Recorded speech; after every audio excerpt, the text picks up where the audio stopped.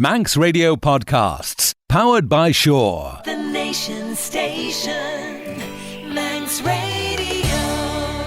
Hello and welcome to the latest look back at Talking Heads.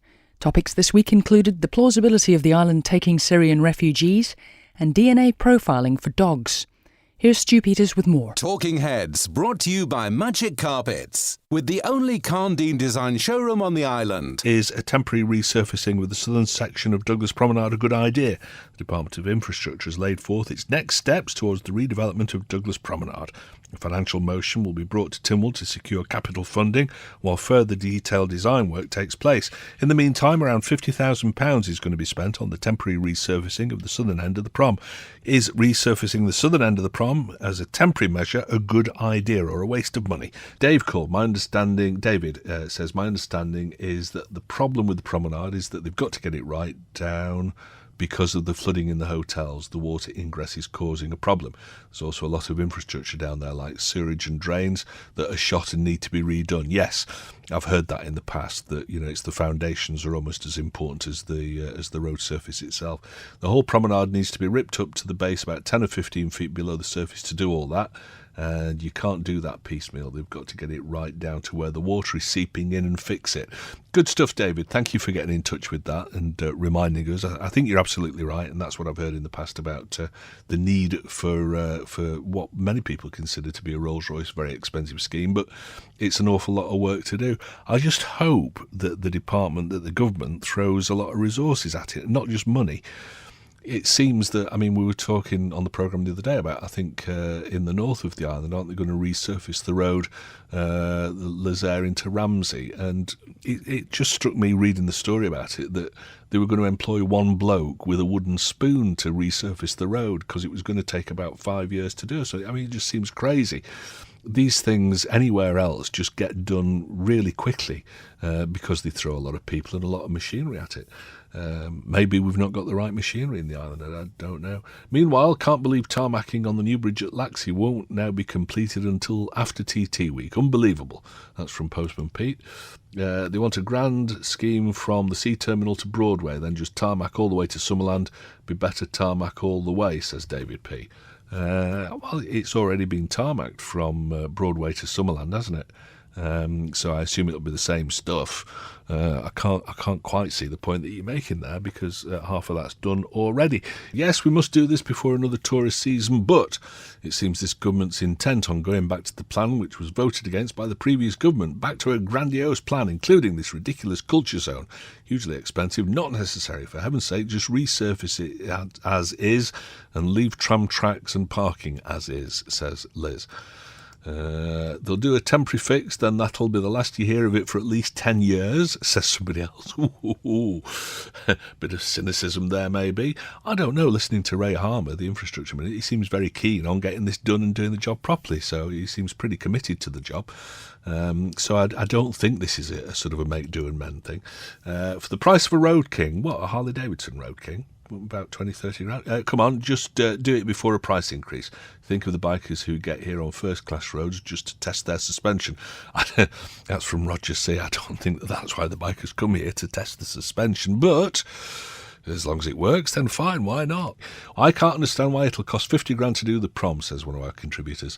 They have their own quarries for the stone, they have their own tarmac plant to supply the tarmac, they have the staff who are employed to do the work, and they have their own wagons to carry the tarmac. The only thing that they'd have to buy is bitumen to make the tarmac. It must be expensive stuff. I presume that when you cost a job like that, you've got to cost... it seems quite cheap to me, 50,000 quid to do that amount of tarmacking. It's a lot of driveways, that.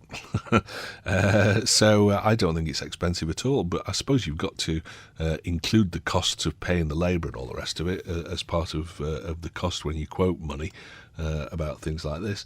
Is it any wonder the Isle of Man is eventually going bankrupt? The authorities can't fix a road, let alone an economy. Bit of a worry, I suppose, yes. I think that the bigger issue here, the way that I see it anyway, and I might be wrong, is that everybody these days is very risk averse. Nobody, especially politicians, wants to put their name to a solution, because if it's ever proved that that wasn't the best idea, then they're going to be out on their ears. And, the Victorians never used to do this. They'd say, oh, look, we need to have a bridge there across that river. Let's build a bridge. We'll have a design competition next week, and then we'll get the builders in the week after, and it'll be done in 3 weeks. And we'll just find the money to do it. Whereas nowadays, you've got to have so many consultations and so many different ideas, so much debate about this and discussion. All the stakeholders, everybody's a stakeholder these days. All the stakeholders have got to be consulted on the thing.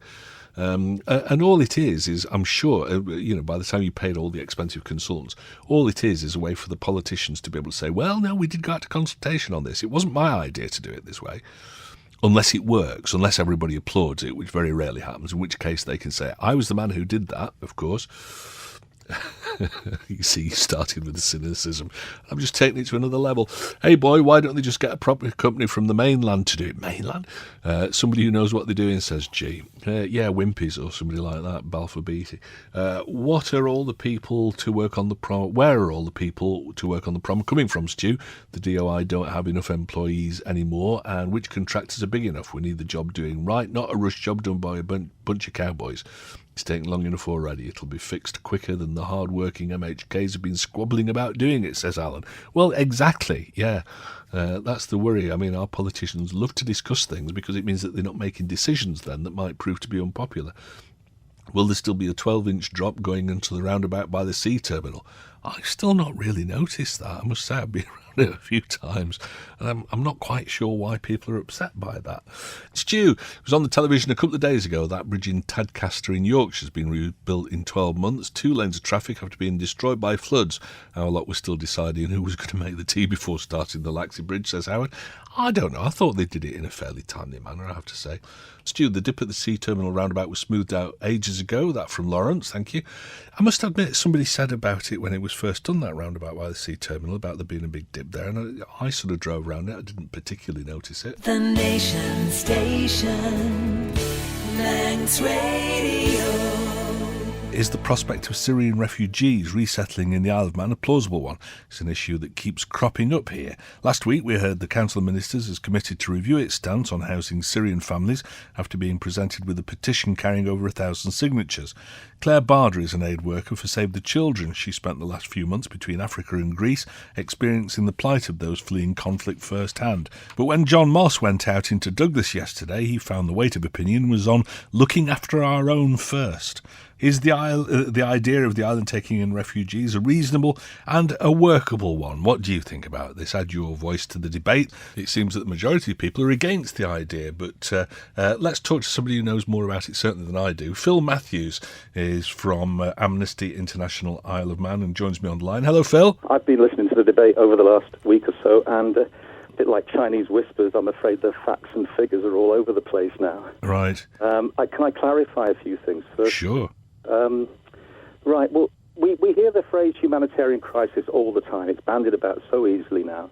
But this particular scheme that we're referring to and the problem that exists is a humanitarian crisis on a completely different level. The last time anything like this happened was the Second World War. Mm. What we have is over 5 years of war in Syria. 8 million are refugees within the country of Syria still, within that country's borders. Over 5-6 million have managed to escape, particularly at the early stages 4 years ago or so. The vast majority ended up in what we call mega camps in Jordan, Lebanon, Iraq, Egypt and Turkey. That's where they are. I want to make it quite clear that what we're talking about in the Isle of Man and the scheme I'm going to refer to has nothing to do with migrants or Calais or even the boats across the Mediterranean. It's got nothing to do with that at all. It is these millions of people that are living in these already relatively poor countries that are having to deal with it. Yeah. Those countries have their own political and economic problems themselves. For example, Lebanon is the size of Cornwall and has been host to 1.2 million Syrian refugees for the last 4 years. That's the sort of scale we're talking about. Now, but Phil, most of the people that I talk to about this say that they could understand this if the countries neighbouring Syria were more helpful, and there are all kinds of Arab states in that sort of general vicinity that will have nothing to do with them at all. So, why would you transplant these people thousands of miles away to the Isle of Man when their near neighbours won't help them? The problems with some of the Arab, there are links between Arab countries and political affiliations and other things connected with the oppression in Syria. And there are some countries, many of these who are Muslims and Christians, and lots of all different people would possibly suffer problems in some of those countries as well. But it's not quite that. The UN decided that if we could take 10% out of these camps, just 10%, it would release the incredible pressure because they're dying during the winter, they can't cope, and there are more leaving Syria trying to get to these camps. So far, we've managed to contain all this in an area that doesn't concern us, doesn't worry us, and the media doesn't cover it, which is these, as I said, 5 million plus in these few countries. But they can't cope with it. So 10%, but then 30 countries responded, and those 30 countries have committed to taking half of that 10%. The UK promised one of the lowest commitments, which was 20,000. So that's where we're at.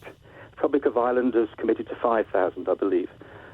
We then felt, and we've never done this before on the Isle of Man, and Amnesty's never suggested it, although all our fellow Amnesty groups are working with this scheme across in Britain, in the British Isles and in Ireland and throughout Europe.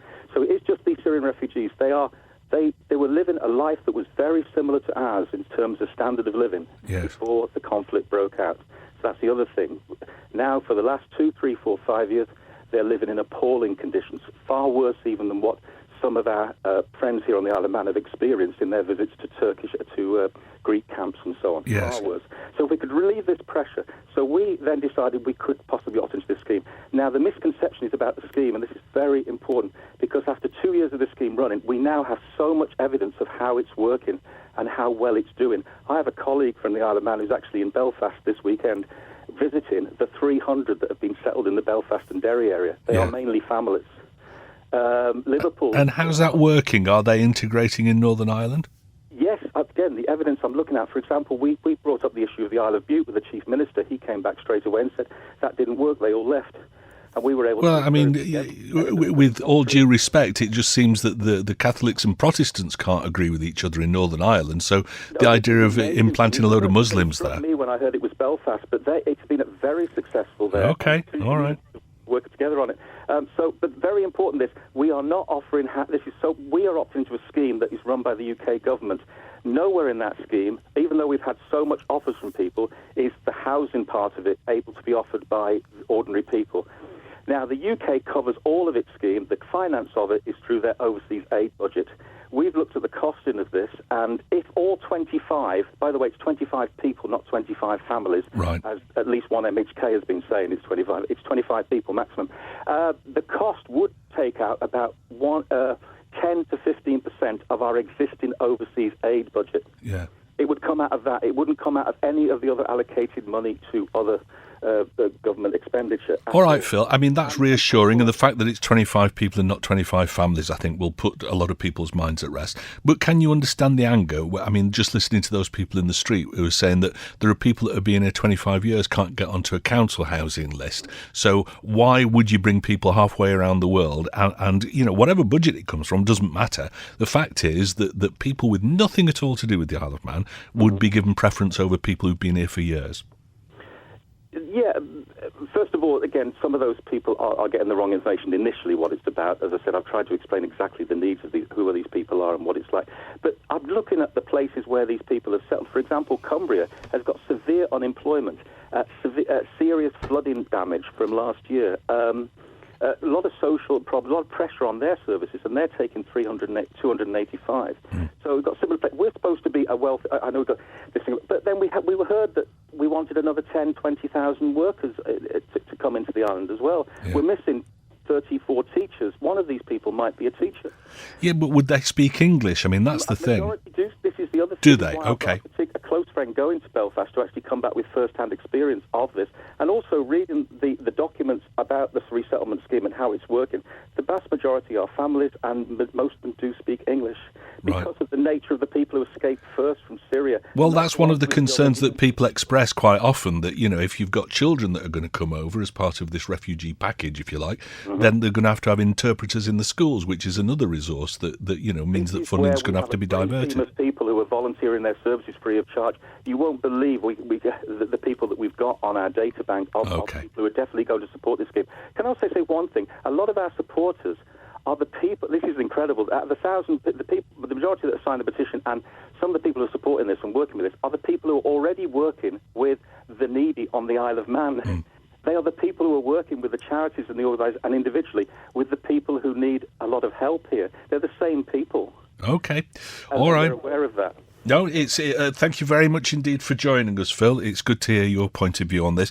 And you did raise an important point about the fact that the media is very selective in its reporting, depending on which title you read.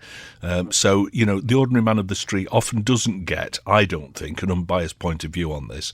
So I think it's important that you've had your say on it. Thank you. Can I just say that the petition, only 200, only a part of the petition was online.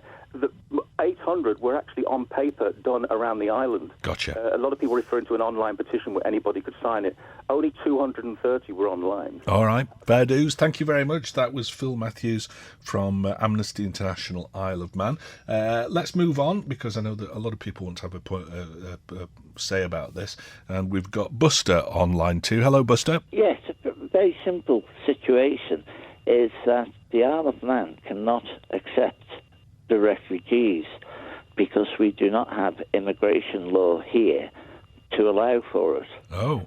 So no matter how bad or how desperate the situation is, legally we cannot do that. Oh. Now, I did check with immigration office yesterday and they confirmed that that is the case.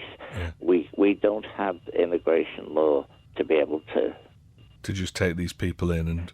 Yeah. Right, So, okay. Yeah, because I suppose they'd need work permits and all the rest of it, wouldn't they? And Well, I mean, it's... when you look at the UK Immigration Act, it runs to some 300 pages. And, but I mean, I knew this from about 10 years ago where I came across a similar situation. It was only a couple, but we couldn't do it because there was no immigration law. So, really, it stops there. It's dead in the water before it gets any further. All right, thank you very much for that, Buster. Let's go to the next line, and we've got our friend Dave on, our Ballasalla correspondent. Hello, Dave. Stuart, I was on last week about this, and, if Phil Matthews and Phil Crane think it's so brilliant to do this, then why don't they go over to Ireland and speak to the Irish people? When all the Romanians came over, they sent them back because their health services couldn't stand it. Well, Phil Matthews just said that the experiment in Belfast seems to be working pretty well. So in Southern Ireland, where my son lives, right, they actually had to send them back because the health services was creaking. Yeah. Now our own health service is creaking. We're being told constantly by the Chamber of Trade and Commerce we need to bring people into the island, to bring money into the island to keep it afloat. Yeah. We haven't got the money to look after these people. Okay.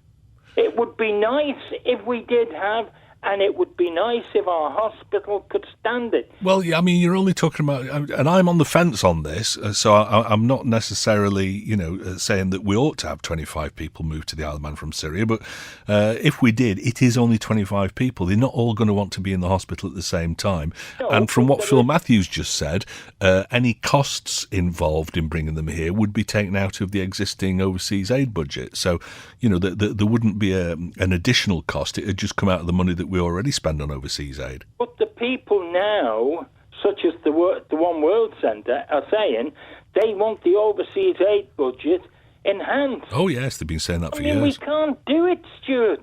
This is the problem. Yeah. We've got to look after our own, and charity starts at home. All right, Dave. All right, thank you very much. Let's go to line 4 and see what Kate makes of this. Hello, Kate. I cannot believe what I'm hearing. Go on. The lack of compassion and understanding. I spoke to Phil Crane last week because I gave him some clothes and bedding for the homeless charity that he represents. It's only 25 people. I'm a single person. I would happily take a refugee in. I'm an immigrant. I came over from Cumbria in 1977, so you could call me an immigrant. Oh, yeah, I'm sure people do. Well, I'm a come over, I'm a stopover. Yeah, I get that all the time. If people who are saying, oh, no, we can't take them. Just imagine, put yourselves in their place.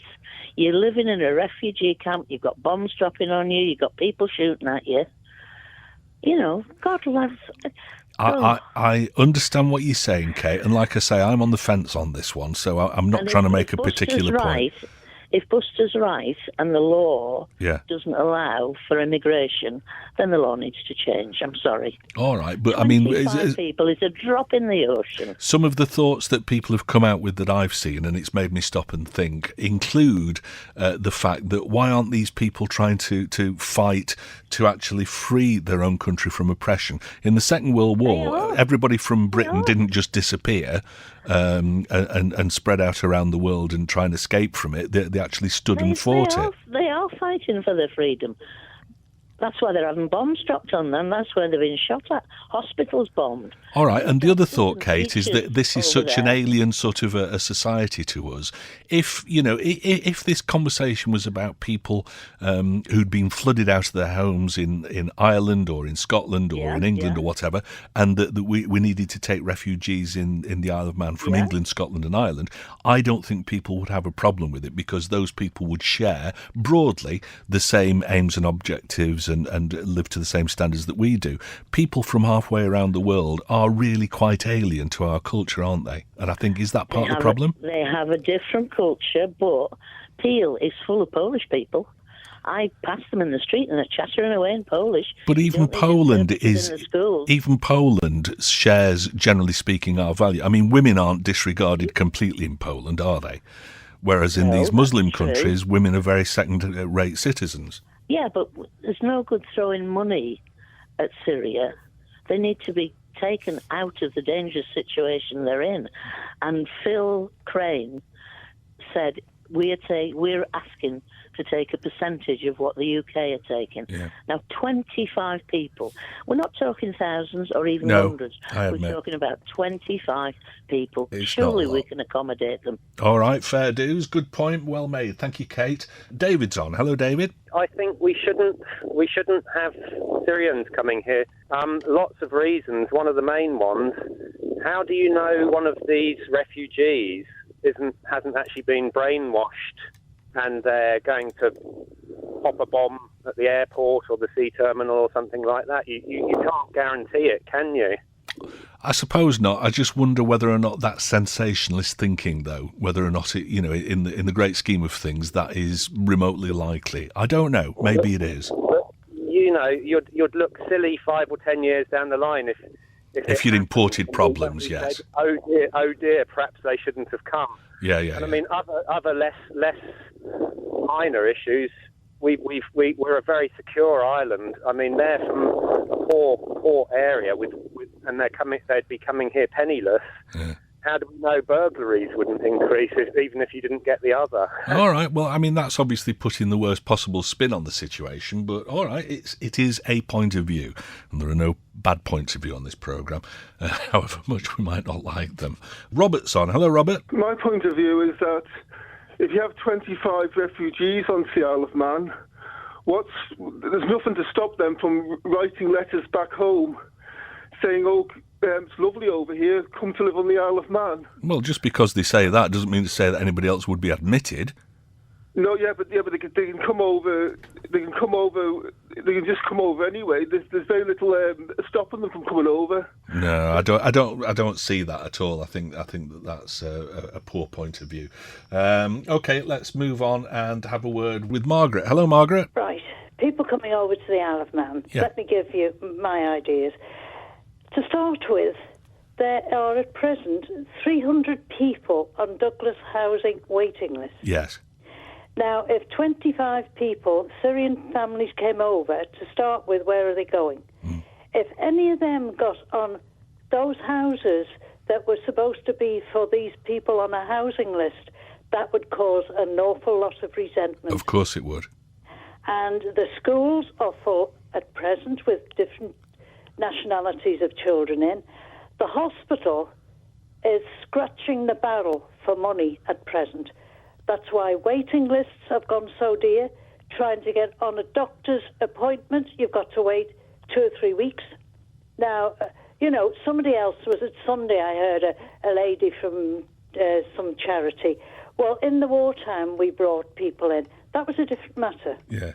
Now, in the wartime, I was alive then, and I remember it. All the boarding houses were emptied. Everyone in Douglas, Peel, Port Eden, Port St Mary, for refugees. Yes. Now, that is a situation which couldn't happen again, thankfully. But it was a totally different matter. Well, it was internment as well, wasn't it? Internment. Yeah. I was down in Port St Mary as a child then, and we had to have our identity cards, obviously, because Port Eden and Port St Mary Promenade were barbed off. Yeah. And if we wanted to go through for any reason, we had to show our identity cards. But those people were allowed out shopping, a couple of days a week to the shops. That was the families.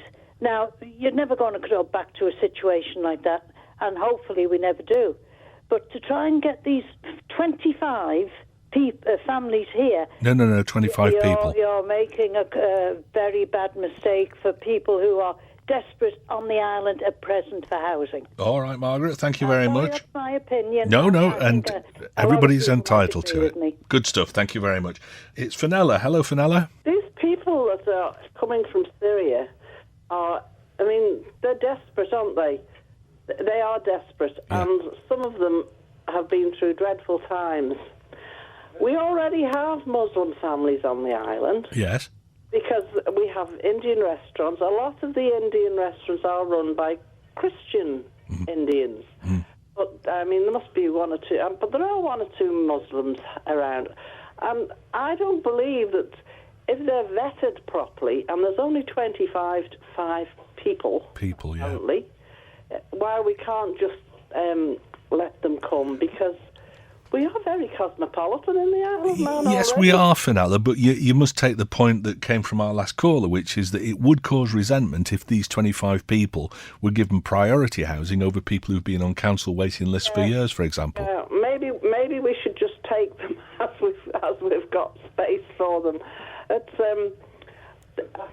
Yes, surely we can manage 25 people. All right, fair dues. Let's see what Mike makes of this. Hello, Mike. Well, I don't want to upset people, but let's get our own house into order first before we start trying to put the world right. I think, the White Teeth Brigade, I call them. People that are putting all this into action. Let's help the world. Yeah. Let's help 25 people. Now, I've got compassion. Compassion starts at home. Okay. When your daughter's waiting 11 months to get on a waiting list because 3 of the vertebrae have collapsed in her spine, she can't gain access to private medical care because she hasn't got the money. Yeah. These are the people we need to be helping. Okay. And I'm the first person to put my hands up and help anyone. Yes. Who can stay in my house. But at the moment, this island is in disarray. And it needs to put its books, get its books into order. Get our own house in order before we try and help anybody else. Get our own house into order first. These people that are instigating and coordinating this, I can imagine they're all well-heeled. They've got bleach white teeth and they're running around in £30,000 Lexuses. Let's have a word of the people on the street that are living in council properties that are scraping through on low incomes. We have, haven't we? And that was pretty much what John Moss's report contained, the views of people on the street. So, and the consensus was very much against this. All right, I need to move on, Mike, but thank you very much indeed for your call. But we've also got Phil Crane on the line now, so let's have a word with him. Hello, Phil. Well, if I may, Stu, yes, and I must confess I haven't been following it. I just got a phone call that this was being discussed.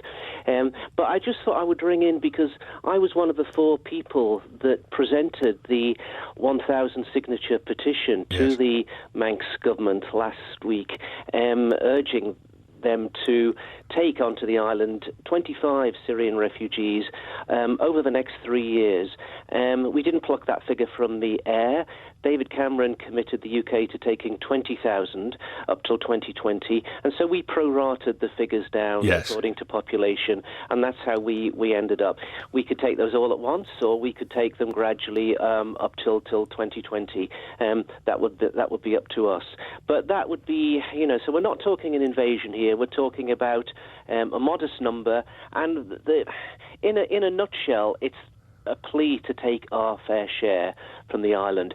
These are people who are living in camps at the moment. They're not in Europe. They are living in camps in the Bekaa Valley in Lebanon, in Jordan or in Turkey, and they are the 10% of the people in the camps who the UNHCR recommend as shouldn't be there.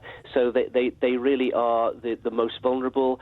90% of the people there can live in the camps, but 10%, because they're ill or infirm or they've had trauma, particularly in Syria, those 10% that the UN are saying, no, they should not be in camps, and they're appealing to the international community to resettle them. And I think that most of our contributors on the programme today, Phil, have got some form of sympathy for these people. Yes. I don't think that's a question, although 90% of people probably that have been in touch with the programme today are saying we've got enough problems of our own. This isn't an Isle of Man problem. Why are we talking about transplanting people from halfway around the world with a completely different set of values to ours into the Isle of Man when we can't look after our own?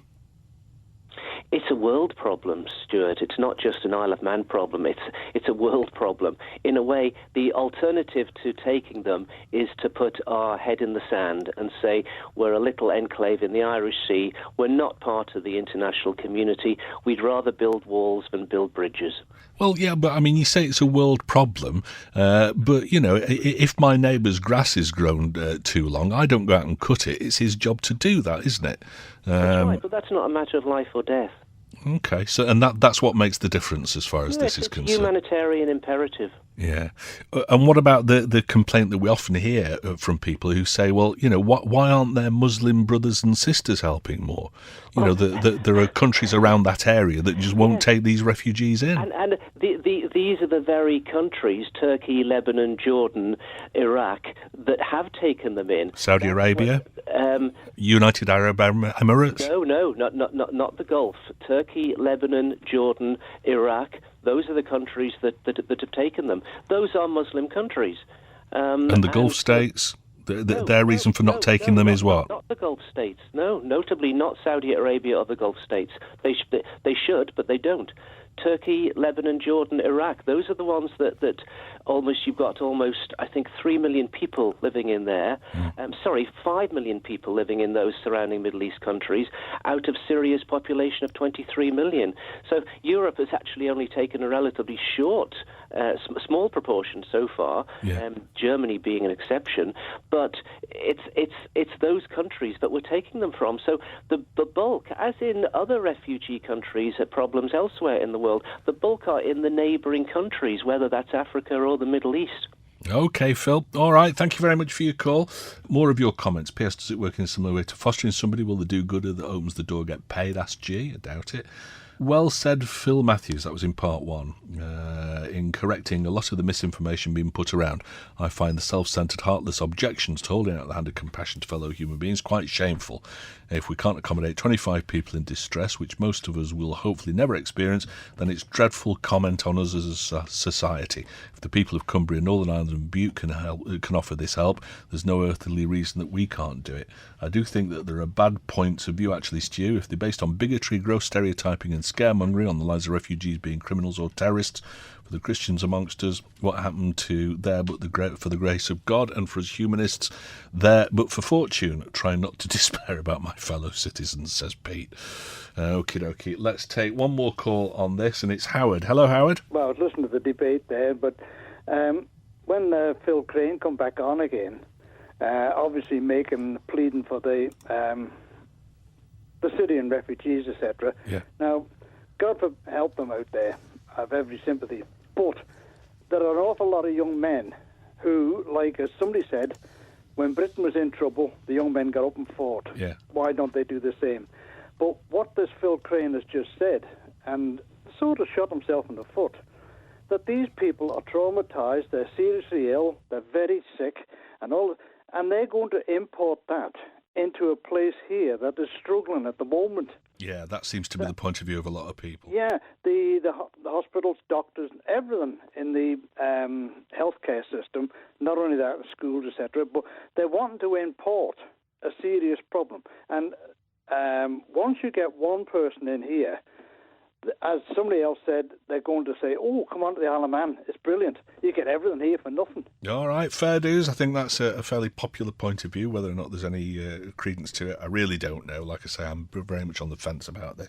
Just time to take a quick call from Stephen, who's on the line. Hello, Stephen. I think, Stu, this is indicative of a greater malaise which affects the island. I think that we are in danger of becoming a very right-wing and a very white-looking group here, and I think this is indicative also of the fantasy world they've got about showing IDs at the ferry terminal. We're becoming very frightened of the world out there, and we're not representative. Our island is not representative of how the rest of the British Isles is. There's a great many different races and ethnicities throughout the rest of the country. And we on the Isle of Man are wallowing in our smug attitude of nothing is going to affect us. And if it is, we will legislate or introduce regulations to keep us all safe and free from it all. So clearly you think that the 25 refugees should be welcome then? I do think we should help in a way that we possibly can, yes. And if that means accepting some refugees into our hearts and island, it should be. But Stu, it goes deeper than that. We are not, our island makeup is not representative of the rest of the UK, and that's part of the problem with this attitude that we've got. Okay. All right. I mean, let's face it, we're all immigrants to the Isle of Man, aren't we? Absolutely. At some stage, we're all immigrants. And the makeup and the diversity of the UK has changed. And unless we are very careful, we will become a right and white thinking and right-wing thinking place. And I hope that those powers that be make sure we don't end up like that. All right, fair comment. Nice to hear from you, Stephen, and good point as well. Talking Heads, brought to you by Magic Carpets, with the only Carndine design showroom on the island. You're listening to the latest Talking Heads podcast, featuring highlights from the programme over the past week. The Nation Station, Manx Radio. Should the Isle of Man introduce DNA testing for dogs? A Garth MHK is pursuing plans to DNA profile canine pets on the Isle of Man in a bid to tackle dog fouling. Brave man. Martin Perkins says the public's sick of dog mess dirtying the streets, and with the island's biosphere status in mind, the issue needs to be dealt with. He's been looking into a solution used by other small jurisdictions to tackle the issue of dog fouling. Mr. Perkins wants dog to be DNA profiled so any leavings could be traced back to source and lazy owners held to account. What do you think about this? Is this the answer to tackle dog fouling for once and for all? Or is it unlikely to affect truly irresponsible dog owners? Various comments after this story first appeared on Monday this morning. Dog DNA and chipping's a great idea. Fouling's been a problem and cost for all local authorities for many years. All responsible dog owners must support this proposal. Only the irresponsible ones will object. Good luck to Martin Perkins. That was from Richard in Laxey. Women chatting to each other, not looking what the dogs are up to, are the main culprits. I'm fed up of having to pay out for their ignorance. Really? Women talking? Who'd have thought? Somebody else commented this morning about this. James said, the individual who allows the dog to file payments is most likely to ignore any requirements to register the dog anyhow. Chances of catching the offender and subsequent enforcement then becomes minimal. There are other ways of tackling the issue. Take Castletown, for instance. Plenty of dog mess on the streets of the rundown former capital, often in direct line of sight of CCTV cameras, but no prosecutions. Why? Sorry, but Perkins is just trying to get some media coverage. Okay. What's going on here on the island? We have people focusing their minds on dog fouling and bringing immigrants here. The VAT black hole, pension crisis and a massive NHS overspend. Let's get real and resolve the big issues. Very good point as well, that, I have to say. I am increasingly convinced that our politicians don't like tackling big issues. Too difficult, too hard, that. So they deal with small sort of local authority issues that don't take an awful lot of thought, I don't think. Stu, take this DNA thing to include cats. Stu, not too sure about the figures on this DNA dog do bet there isn't a vet to be found that will give your dog the snip, tag him and DNA profile him for 50 quid. Then there's the wage for the civil servant to administer the database and a wage for the man to sample the dog. Something not quite adding up to me. Can we also DNA test globs of saliva, fag ends, chewing gum and the necks of plastic bottles? Nothing to hide, nothing to fear. Astute CCTV cameras all along North Quay and constantly piles of dog mess there. I contacted Douglas Corporation and they said the cameras are only monitored by the police. Am I missing something here, says Ian. Well, maybe. A lot of dog owners, if the breeders will already have additional costs with kenneling the dogs, etc., and although the dogs will not be neutered, they'll all be microchipped anyway. All right, I'm not quite sure I understand that, but thank you. Great idea. My son is only partially sighted. The numerous times he's trodden in it and walked it into the house, I've lost track of. How about a doggy passport with picture and DNA details that the owner has to carry with them? Yeah. Although Ms. DeVille might not have a handbag big enough for 101 passports of her Dalmatians, who knows? Never mind the comments about cats. Maybe they should DNA test humans so they can trace who puked or urinated in shop doorways and in people's gardens. Yes, I think that would be a fine thing. Yeah, get him in court, get him in jail. Dear Stu, but if the owner doesn't register the dog or have its DNA taken, then it won't work. There is a person who drives their dog to the dog park every day, lets the dog roam, never walks it, hasn't got a clue where it is or what it's done. This person will probably say that they walk the dog and are a responsible owner. Far from it, I think, says JC. What about when a dog owner stands there and lets the dog pee all over somebody's gate or lamppost? The child then touches said place. Should have to clean up the wall, etc., says Brian Douglas. Well, or not let children play with gateposts and lampposts, I suppose, is the other idea.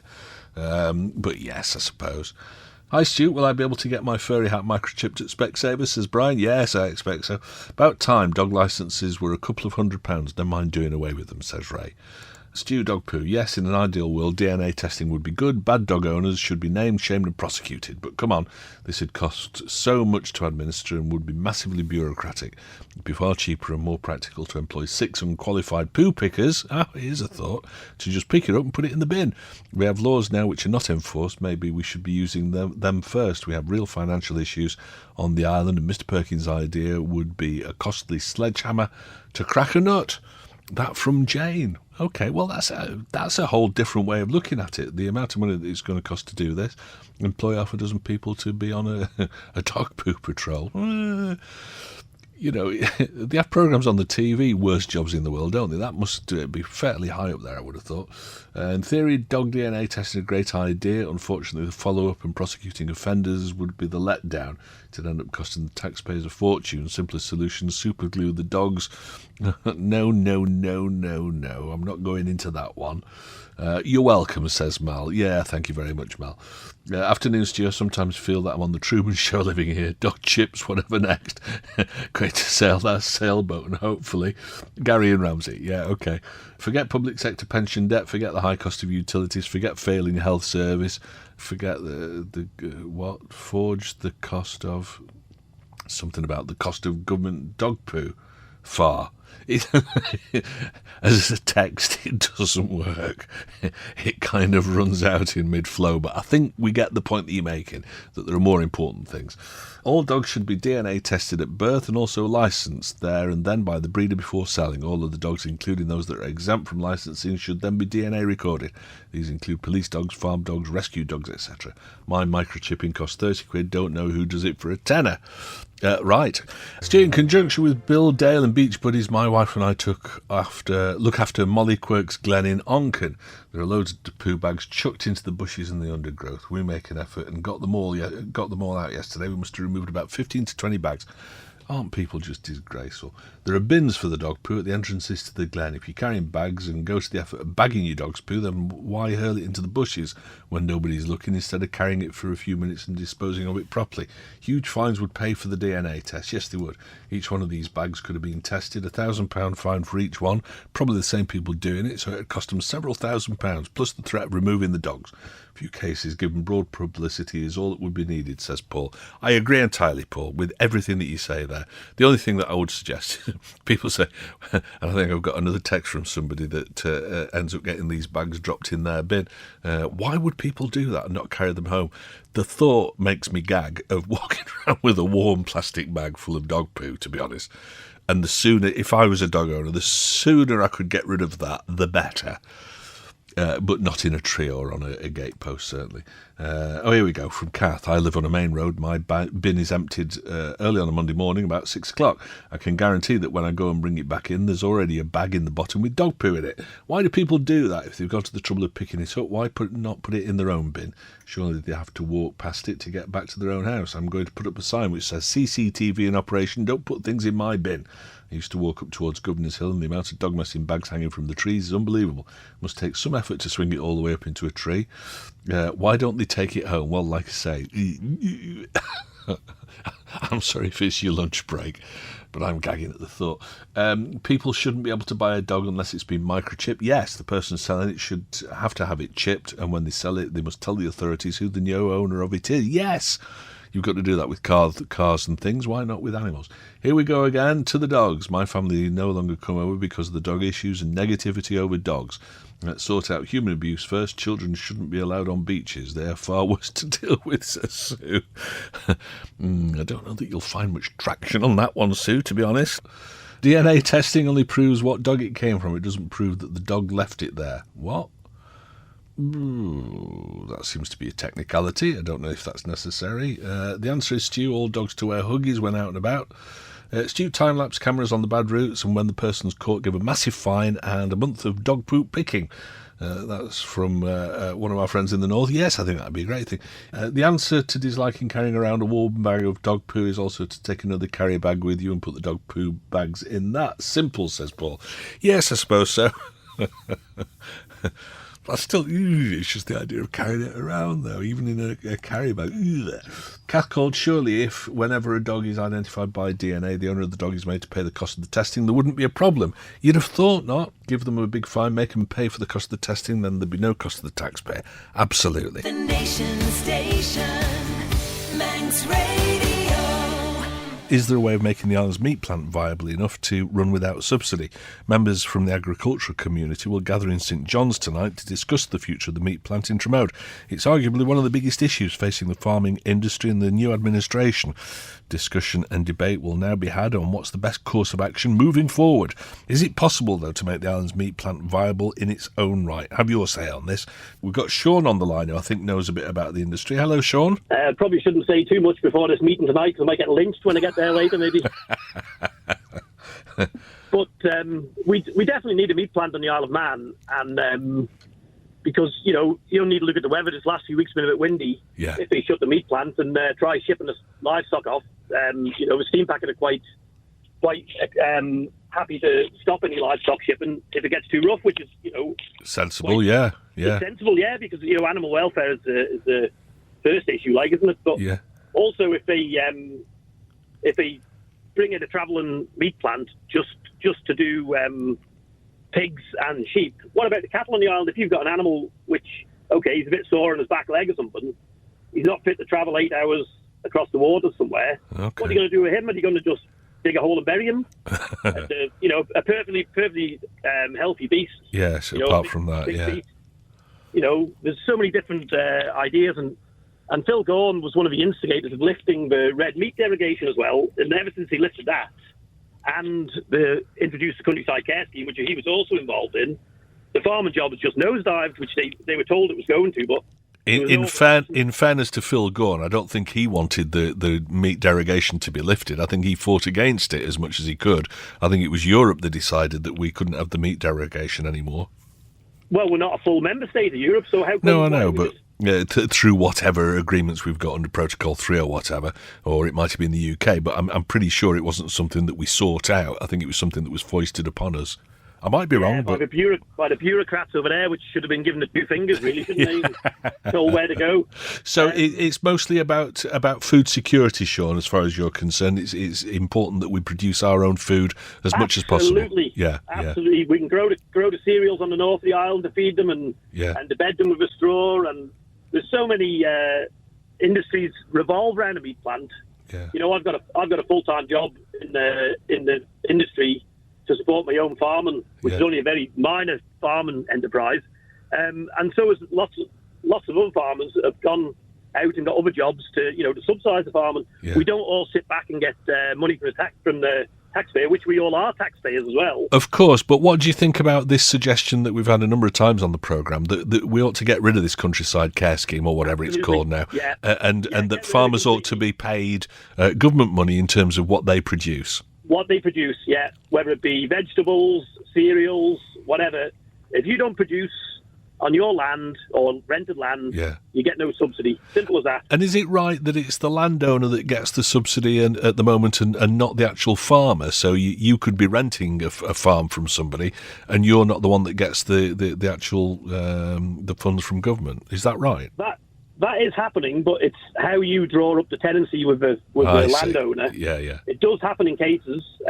I don't know how many cases, but usually if you're paying a big rent, the landowner will keep the countryside care payment, or if you get the countryside care payment for being an active farmer, then you just pay a smaller rent. Then you see. Oh, I see. Okay. But it all depends on how it's written down. Yeah. But not all of it. You hear these. There was a text message there come in saying about another handout from the taxpayers, but we are actually taxpayers as well. We want to see our money spent wisely as well. You see. Yeah. But it's not all. I get this impression that everybody listening to the radio is thinking we're all tweed wearing, black cap wearing, barber coats, and we just stood there in the bank polishing your Range Rovers. Yeah. I mean, I don't claim any money from the countryside care scheme because the size of my little outfit, it's not worth me doing it. You see, for the paperwork involved. Yeah. I've got to be farm assured, but I don't claim any money and never have done. So, right. those sort of ideas need putting to bed, really. But all right, well, there's a few more. I hope there's a few more going to get in touch, siding with the farmers, because it just seems to me it's a bit one-sided at the minute. All right, well, you're the fella to do it, and thank you for calling, Sean. It's been good to talk to you today. Thank you very much indeed. Some more text. Stuart, I can't understand how they're not making money as we pay top money for Manx meat, so somebody, somewhere, must be making a lot of money. And that from Martin. Well, it does beg the question. We have to evolve, and in order to do that, we need help from the experts across the water. The Isle of Man is too insular. That's why things fail. Okay. Why should the big farmers take taxpayers' money, then ship the stock, ask us to shop local, and then ship stuff off? Simple. If you don't use the meat plant, don't get their big acreage payment. Wake up, DEFA. Stop worshipping the big guys before there's no throughput at all in the meat plant. Hey boy, they knew from the start that the slaughterhouse was far too big. Doomed from the beginning. Doomed. And that's from G, who's up sunny Bradder at the moment. Days of the £1 million government subsidies are over. There's no money left. Okay, the Isle of Man is naive, and so is Phil Gorn, in our opinion. They can't dictate to people to buy local. We'll buy where we want and what suits our purpose. Why don't the Isle of Man farmers go organic? It's the way forward. This is what independence is, I think it says. It's all gone a bit towards the end there. If the farmers won't use the plant, then cut some of their subsidies, says Derek. I heard from a reliable source, oh dear, not that man down the pub, that the biggest recipients of funds from the countryside care scheme are Dandara. They own land everywhere, so it could well be true. Take all the subsidies away from all farmers. I wouldn't mind being as poor as any of them. Must have the kind of wealth most of us can only dream of, says Stan in Crosby. Well, we just heard from a farmer who says that really isn't the case. Don't blame your UK bureaucrats for failure of the plant. Take responsibility. It's the only way to move forward, says somebody else. The government needs to be supporting the agricultural industry by using Manx produce themselves. Hospital, prison, school meals should be using Manx meat, veg and cereals. It's not rocket science. What's more, Tesco and Marx's shouldn't be able to get away with not stocking Manx meat. They support Welsh and Northern Irish farmers, so why not here, says Nicola. I agree. Yes, I think you're absolutely right, Nicola. Good point, thank you. Let's go to the lines and see what Neil makes of this. Hello, Neil. I think it's absolutely essential, underlined, that we have a meat plant on the Isle of Man. I think you've only got to look at the weather today and the rough weather we get in the winter. We're talking about self-survival. We're only a small island. We're in the middle of the Irish Sea. We could be cut off for days at a time. I think it's absolutely essential we have a meat plant and the mill and the creamery. I think they're essential components on the island, and somebody has to get their act together and make it work. Okay. And for people who ring in and say that they're happy to buy English meat because it's a little bit cheaper, I think if you live on an island like this, you have to accept that the quality of life dictates that prices are a little bit higher. I think we have to accept that. Also, you look at the countryside. It's maintained. It's pristine. it isn't a wild countryside. It's actually managed by the farmers. They keep the drains clean, they keep the crops rotating, they keep everything moving around. I just think it's absolutely essential. One thing which I'm disappointed about, I pop into Tesco's only very rarely. I tend to use ShopRite, to be honest, because I do like to buy local, and they do support the Manx meat plant. But there wasn't a bit of Manx meat on the shelves in there last weekend. I went in to buy some sardines, not a bit of Manx meat. Yeah. Now, Tesco's came here. Fair enough that they're providing a service, but the Isle of Man provided them with a very good template there to run their business on. They gave them a wonderful site at Lake Road. The infrastructure was paid for by the Isle of Man government, and I think the very least they can do is to support our local agricultural industry a great deal more than they do at the present time. Yeah, well, I've just read a text that says much the same thing, that Tesco's and Marx's ought to be told that they've got to stock Manx produce. Indeed, absolutely. And I don't think that's beyond the ken of our politicians to do that. I mean, they would say, well, you're talking about private companies and we've got no control over them. Well, it's about time that they started rattling the tin a little bit and saying, no, come on, fair's fair. If you want to operate in the Isle of Man, then we want you to do this, and we'd like you to do it voluntarily, but if you want to start playing hardball, we can do that as well. Yeah, I totally agree with you. My uncle farmed all his life. He had a small mixed farm out at Port Sodrick. Yeah. Store cattle, sheep, about 200 breeding ewes and about 30 breeding sows. And I can assure anybody listening out there that thinks it's an easy life, it's a very, very hard life. Yeah. And particularly anybody breeding and running sheep, you get a little bit of an easy period just before the tups go in, maybe late August, early September. After that, you're on the roll every day, every morning, every evening, running around, lambing, clipping, seeing to their feet, everything else. Yes. I don't agree with the countryside care scheme. My uncle's never agreed with it. He always felt that if the farmer was given a fair price, underlined fair, for what they produced, then they'd be happy with that. Yeah. But the derogation was a massive blow. I think we really should. I think Sean is absolutely right. I think we should have stood up to Europe and said, "Well, we'll clear off." We really should have done. It's about time. I mean, Brexit now is.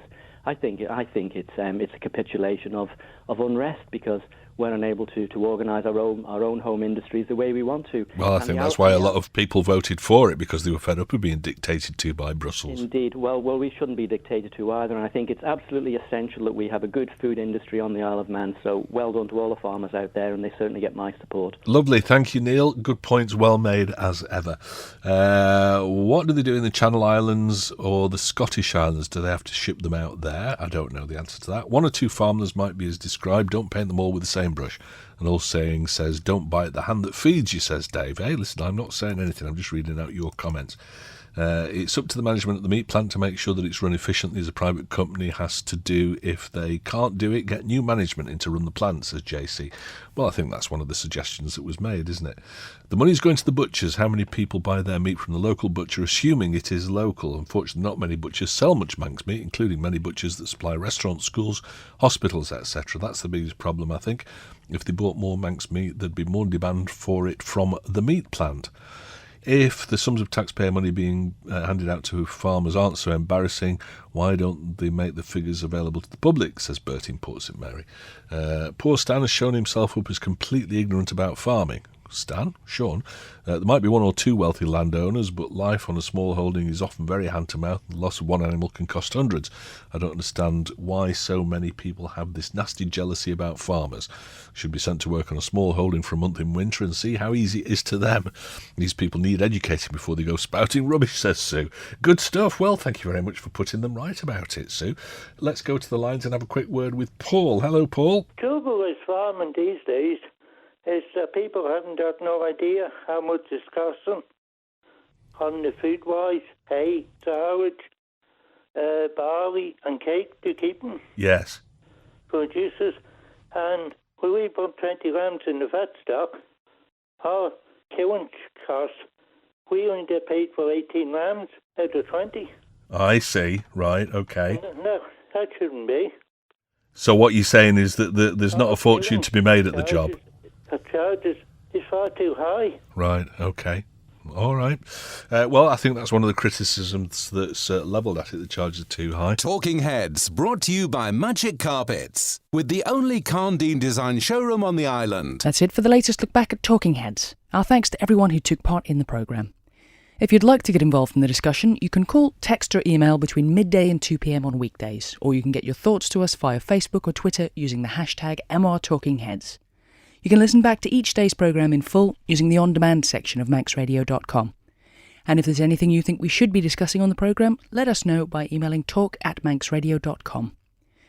But that's it for now, so until next time, goodbye. Don't sit in the slow lane. Join the fast lane right now with Shaw's all-new Superfast Plus broadband. Enjoy more bandwidth, amazing speeds and the best value on the island from just £23.95 per month. So don't be left behind. Get a piece of the high-speed action with Superfast Plus broadband from Shaw. For details, visit our stores in Douglas, Ramsey and Port Erin or click shaw.com. Love being Shaw. Terms and conditions apply.